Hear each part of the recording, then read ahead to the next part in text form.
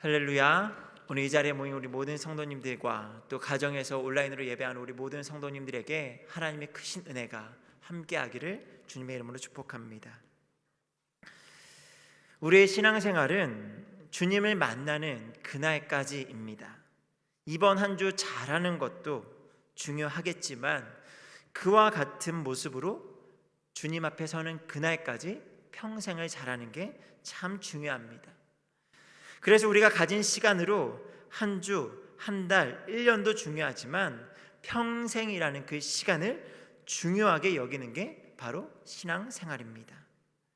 신앙생활이 이처럼 장기 레이스이다 보니 때때로 우리의 신앙에 무언가 삐그덕거리는 순간들이 찾아올 수밖에 없습니다. 왜 그러할까? 그 이유를 진단하고 성경을 통해서 이유를 찾게 되면 그것은 여러 가지 이유들이 있지만 그것을 한 가지로 진단하면 하나님과의 관계에 있어서 문제가 있다라고 성경은 말합니다. 하나님과의 관계에 있어, 특별히 교제에 있어서 문제가 생기게 된다라는 거죠. 우리의 신앙은 하나님과 교제함으로 인하여 힘을 얻을 수 있는 것인데 종교적인 의무로 바뀌어서 형식적인 것으로 바뀌어지고 또한 하나님과 깊이 있는 교제를 갖지 못하기 때문에 우리의 신앙에 그런 문제가 생겨난다라는 거죠. 믿음의 성도 여러분, 우리의 신앙생활은 하나님과 그의 아들 예수 그리스도와 더불어 누리는 사귐인 줄 믿습니다. 그래서 우리는 사귐에 대해서 더 깊이 이해해야 하고요, 노력해야 하는 줄 믿습니다. 내가 원하는 만큼만 교제하는 것, 우리는 그것을 교제라고 말하지 않죠. 주님께서 우리에게 원하시는 만큼, 우리가 주님께 바라는 것뿐 아니라 주님께서 우리에게 원하시는 만큼 함께 더불어 교제하는 것, 이것이 참 중요한 점 있습니다. 하나님께서 나와 얼마나 더불어 교제하기 원하시는지, 나의 삶에 무엇을 원하시는지 묻는 것이 아주 중요합니다. 그렇게 교제는 우리가 원하는 것과 주님이 원하시는 것, 서로에 대해서 함께 알아가고 그 필요를 채워 충족시켜가는 것, 그렇게 교제가 완성되어질 수 있다라는 거죠. 쌍방이 소통하는 교제, 서로 함께 원하는 것들을 채워가는 교제, 이게 참 쉽게 생각하지만, 쉽게 여겨질 수도 있지만 결코 쉬운 것이 아닙니다. 보통의 사람들은 관계에 있어서 자신이 원하는 것만을 이루고자 할 때가 더 많이 있습니다. 상대방이 원하는 것에는 그리 큰 관심이 없어요. 그나마 상대방이 무엇을 원하는가를 관심 있어 하는 유일한 이유도 한 가지, 역시도 내가 원하는 것을 얻기 위해서 우리는 상대방이 원하는 것을 들어줄 때가 있다라는 거죠. 이는 인격적인 성숙도가 낮은 아이들에게서 더 많이 찾을 수가 있죠. 여러분, 아이들은요, 자신들이 원하는 것들을 얻기 위해서 목 놓아 울기가 쉽습니다. 그렇게 목 놓아 외치고 울면서 자신들이 원하는 것들을 얻기 위해서 노력한다라는 거죠. 결코 부모가 자신을 향해서 바라는 것들에 대해서는 사실 큰 관심이 없습니다. 그런데 그러한 모습이 아이들에게만 있는 것이 아니라 보통 우리가 관계를 맺어갈 때 상대방에 대해서, 상대방이 무엇을 원하는지, 상대방에게 무엇이 필요한지 우리는 그렇게 큰 관심을 갖지 않고 있는 모습으로 성인이 되어서도 장성에서도 여전히 동일한 모습을 보이기가 쉽다라는 거죠. 그런데 안타까운 것은요, 그러한 관계에 있어서의 우리의 모습이 우리의 신앙생활, 특별히 하나님과의 관계, 그 교제에 있어서도 동일하게 나타난다라는 것입니다. 이 시간 함께 예배드리시는 우리 모든 성도님들, 여러분은 어떠하십니까? 하나님과 쌍방의 교제를 원하고 계십니까? 아니면 내가 원하는 만큼의 교제를 원하고 계십니까? 오늘 이러한 질문을 가지고 말씀을 많이 묵상해 보았습니다. 이 시간 우리 모두가 이러한 질문을 생각하며 말씀 가운데 은혜를 나누었으면 좋겠습니다. 그리고 하나님께서 내게 원하시는 교제의 모습, 그것은 어떠한 것인지 함께 말씀을 통해서 알아가기 원합니다. 그래서 오늘 말씀에 기록한 사도 요한은 모든 그리스도인들이 하나님과의 교제가 회복되기를 바라는 마음으로 요한일서를 기록했다라고 합니다. 그리고 1장 말씀, 우리는 4절까지밖에 읽진 않았지만 1장 전체에서 그 방법에 대해서 우리에게 3가지를 소개하고 있습니다.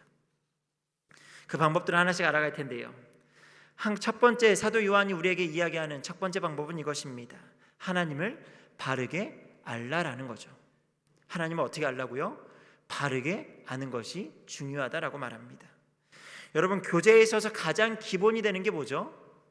서로를 아는 것입니다. 그래서 우리는 처음 만난 사람에게 무엇을 이야기하죠? 당신의 이름은 무엇입니까? 당신의 나이는 어떠합니까? 당신의 출생지는 어디입니까? 하면서 서로에 대해서 묻고 상대방이 어떠한 사람인지, 상대가 무엇을 좋아하는지, 그러한 것들을 알아가면서 그렇게 차츰차츰 알아가는 가운데 교제가 풍성해지는 것을 경험하게 됩니다. 이 말씀이 기록되어질 당시에 영지주의라고 하는 이교 사상 이단이 교회를 혼란스럽게 했습니다. 영과 정신은 선하고 육체와 물질은 악하다라고 보는 이원론에 빠진 사람들이 바로 그 영지주의를 따르는 사람들이었습니다. 이교 사상들과 헬라의 철학, 각종 신비주의와 그런 모든 것들의 결합체인 영지주의는요, 영이신 하나님께서 악한 육신을 입고 온 것을 믿을 수가 없었습니다. 그리고 그러지 않았다라고 주장했습니다. 하나님이신 예수님께서 어떻게 악한 육체를 입고 이 땅에 올 수가 있다는 말이냐? 그것은 사실이 아니다. 좀 다르다라고 예수님께서 이 땅에 육체를 입고 오신 성육신 하심을 부정하고 부인했습니다. 그래서 그들은 그 가운데 교회를 많이 어지럽혔고요. 그로 인해 교회는 많은 어려움 가운데 있었습니다. 예수님이 육체를 입고 오셨다는 것을 부정하는 것 하나가 뭐가 그리 문제인가 라고 생각하는 분들도 혹시나 있을지 모르겠습니다. 하지만 이것은요, 결코 가벼운 일이 아닙니다. 이것을 이와 같이 잘못 이해하게 되면 우리의 구원의 진리에 대한 아주 심각한 문제가 생겨나게 됩니다. 하나님을 잘못 아는 것, 예수님께서 이 땅에 육신을 입고 오셨다라는 것을 잘못 아는 것, 하나님을 바르게 알지 못하는 것 때문에 결국 우리는 하나님과의 교제에 실패할 수밖에 없고요. 세상의 철학과 우상을 따르며 하나님을 배교할 수밖에 없습니다. 그래서 요한은요, 그들의 잘못된 이해를 바로잡고 교회 안에 잘못된 사상을 몰아내고자 하나님을 바르게 알 수 있도록 하나님에 관해서 특별히 그들의 이해가 부족한 예수님에 대해서 소개하고 있습니다. 요한은 앞서 기록했던 요한복음 1장 1절을 이렇게 시작을 합니다. 요한복음 1장 1절을 같이 읽도록 하겠습니다. 시작. 태초에 말씀이 계시니라. 이 말씀이 하나님과 함께 계셨으니 이 말씀은 곧 하나님이시니라. 말씀이 하나님이시다라고 말씀을 하죠. 그리고 그 말씀으로 계신 분이 하나님과 함께 하신 분이라고 말씀합니다. 이 부분은 모두가 인정하는 부분이었을 거예요. 아마 영지주의자들도 적어도 그들이 기독교의 모습, 형태, 어떤 모습을 갖추고 있었기 때문에 이러한 복음서의 말씀들을 어느 정도 인정을 했고 예수님에 대해서 인정하고 있었습니다. 그러나 그들의 어떤 잘못된 그런 모습들을 수정해 주기 위해서 요한 1서를 기록하면서 요한 1서 1장 1절과 2절은 이렇게 이야기하죠. 1절과 2절을 같이 읽도록 하겠습니다. 시작. 태초부터 있는 생명의 말씀에 관하여는 우리가 들은 바요 눈으로 본 바요 자세히 보고 우리의 손으로 만진 바라. 이 생명이 나타내신 바 된지라.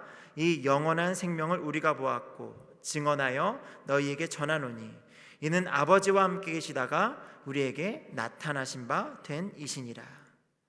말씀으로 계셨던 요한복음에 소개했던 그 하나님이신 예수님께서 육체를 입고 이 땅에 오셨음을 한 번 더 분명하게 말씀하고 있습니다.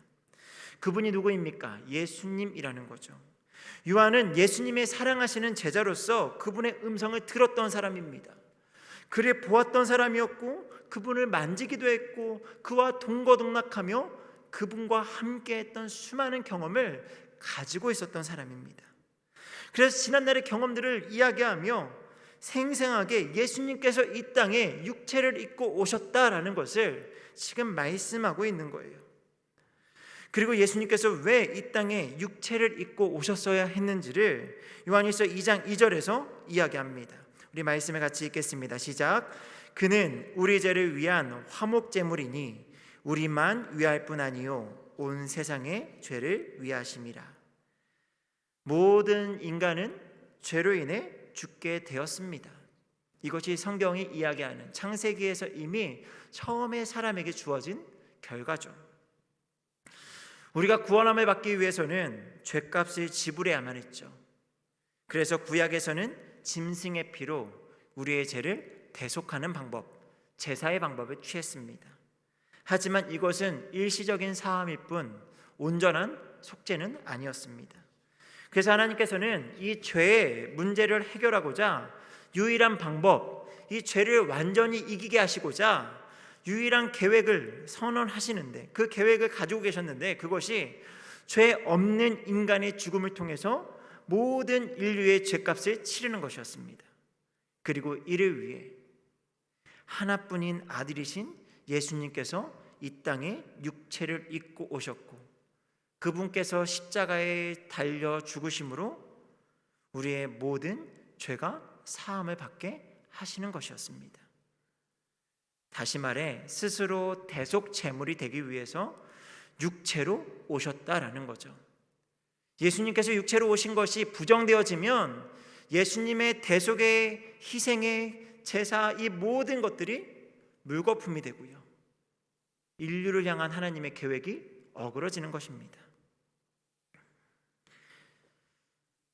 믿음의 성도 여러분, 하나님에 대해서 바르게 알지 못하면 우리는 하나님과 깊이 있게 교제할 수 없습니다.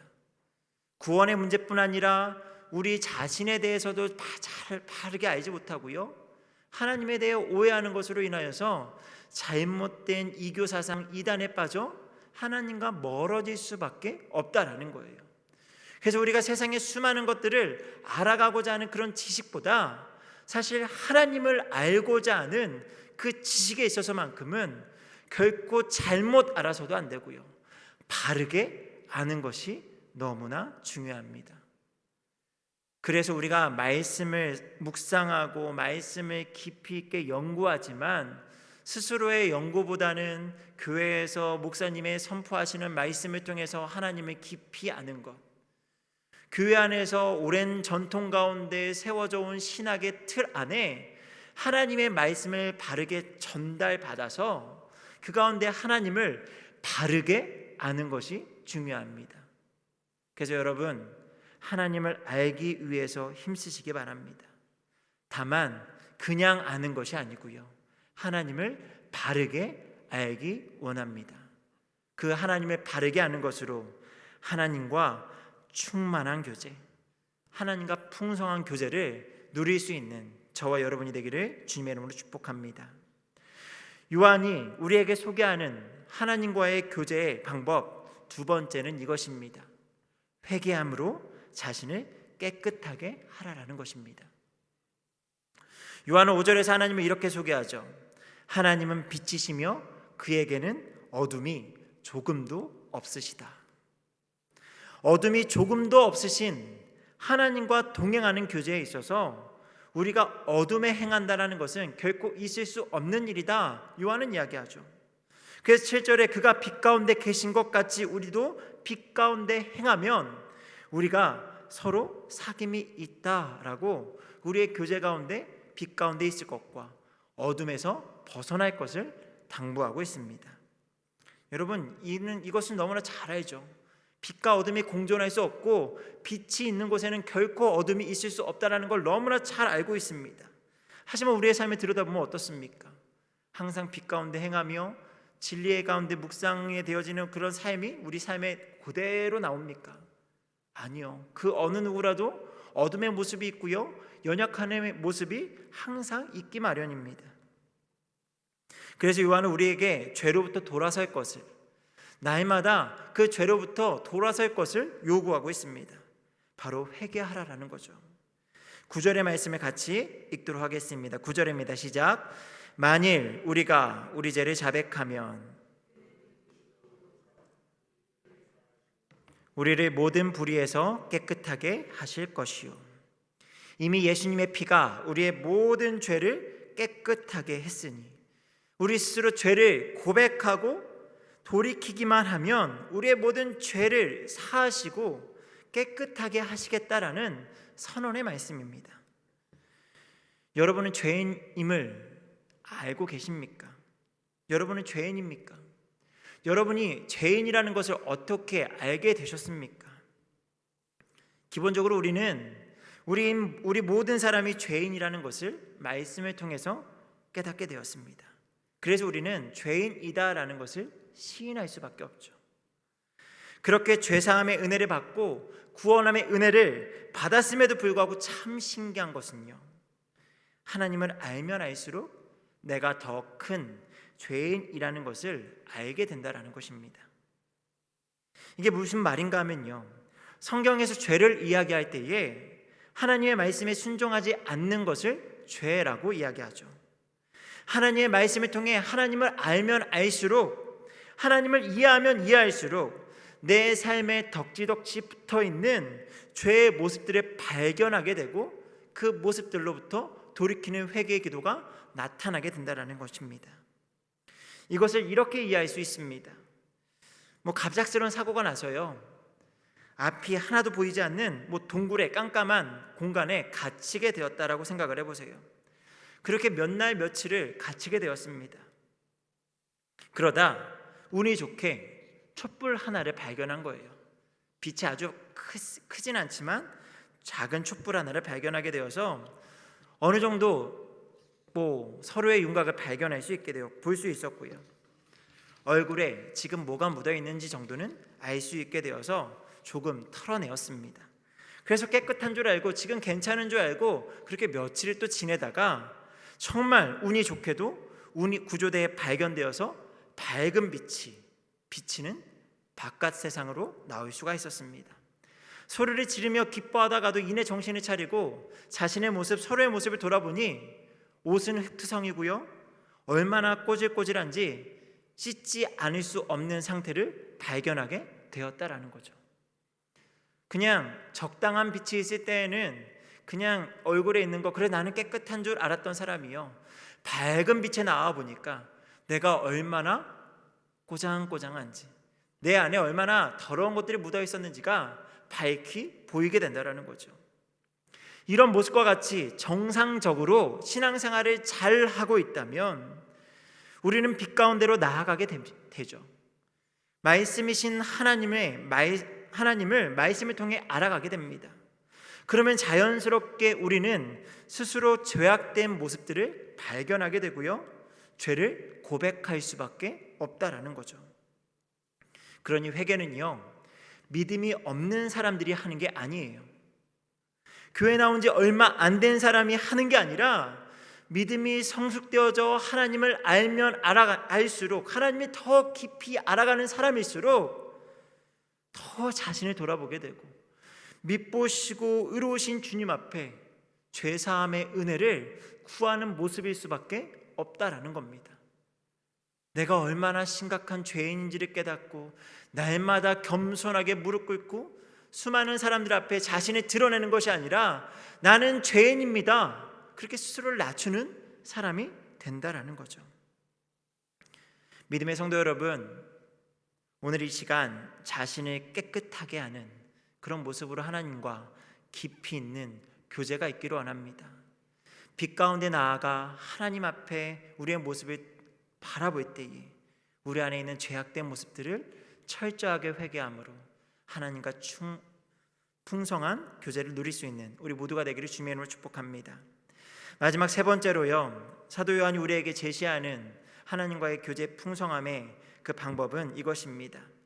더불어 누리는 사귐이 있어야 한다라는 거예요. 더불어 누리는 사귐이 있어야 한다. 오늘날 교회와 성도들의 삶을 보며 참 안타까운 것 하나가 있는데, 이는 우리의 신앙이 지극히 개인적인 것으로 변질되었다라는 겁니다. 사실 하나님께서 우리에게 주신 신앙은요, 개인적인 것이 아니고요, 공동체적인 것이고요, 서로를 돌아보아 사랑과 선행을 격려하는 그런 공동체적인 성격을 우리에게 허락하셨습니다. 그래서 교회는요, 항상 모여서 떡을 떼며 예수님의 사랑을 나누는 그런 교제가 기본이 되는 공동체였습니다. 그래서 처음 말씀드린 것처럼 신앙의 근본은 코이노니아, 교제이고 특별히 먼저는 하나님과 더불어 사귀는 것입니다. 그런데 하나님과 더불어 사귀는 것뿐만 아니라 사람과 사람 사이에 그 더불어 교제하는 그건 역시 중요하다라고 말씀하고 있죠. 하나님과 깊은 사귐이 있는 사람들은요, 그 안에서, 그 은혜 안에서 다른 사람들과 풍성한 은혜의 사귐을 가질 수밖에 없는 것, 이게 바로 우리의 신앙이라는 것입니다. 성도 여러분, 사도 요한의 별명이 무엇인지 아시나요? 그의 별명은요, 사랑의 사도입니다. 특별히 요한 1서, 2서, 3서의 말씀들을 기록하면서 그가 이 사랑을 많이 드러내고 또 그의 삶 속에 사랑의 모습을 드러냈기 때문인데요. 그런데 사실 복음서에 등장하는 사도 요한의 모습은 사랑의 사도하고는 좀 거리가 먼 사람이었습니다. 그가 보여줬던 모습 가운데 특별히 그의 어머니의 행동으로 볼 때 이 사도 요한은 사실 야망을 가진 사람이었죠. 또한 이기적인 사람이었고 때로는 과격한 사람이기도 했습니다. 어느 날 예수님이 예루살렘으로 가시기 위하여 사마리아를 지나가고 계셨는데, 사마리아 한촌에 들어가셨을 때 예수님이 예루살렘으로 가신다고 하여서 사마리아 사람들이 예수님을 받아들이지 않았죠. 이때 야고보와 요한이 이 모습을 보면서 흥분하게 돼요. 그리고 예수님께 하늘에서 불을 내리게 하셔서 이 사람들을 불태워버리는 것이 어떻겠습니까? 과격하게 요구하는 모습을 보이기도 합니다. 그래서 예수님께서는요, 이에게 어떠한 별명을 붙여주시냐면 우레의 아들 보아너게라는 별명까지 붙여주실 정도로 그는 사실 과격하였고 다른 사람들을 돌아보기보단 때로는 자기의 어떤 감정 상태에 따라서 어떤 이기적인 모습으로 다른 사람들에게 행동하는 사람이었습니다. 하지만 사도 요한은요, 예수님과 깊이 있는 교제 또 하나님을 경험하고 난 이후에 변화되었습니다. 특별히 사랑의 사도로 변화되었습니다. 그래서 기록되어진 말씀들이 요한 1서와 2서와 3서입니다. 이 성경들의 주제가 사랑이기 때문에요. 성경에는 기록되지 않았지만 이제 전해오는 전승에 의하면요, 말년에 요한의 그 노년 시절에 복음을 전하다가 에베소에서 붙잡히는 일이 있었다고 합니다. 독사골과 끓는 물 속에 던져졌고요, 그 가운데 하나님의 은혜로 생명은 건졌지만 몸은 아주 힘든 병을 얻게 되었다고 합니다.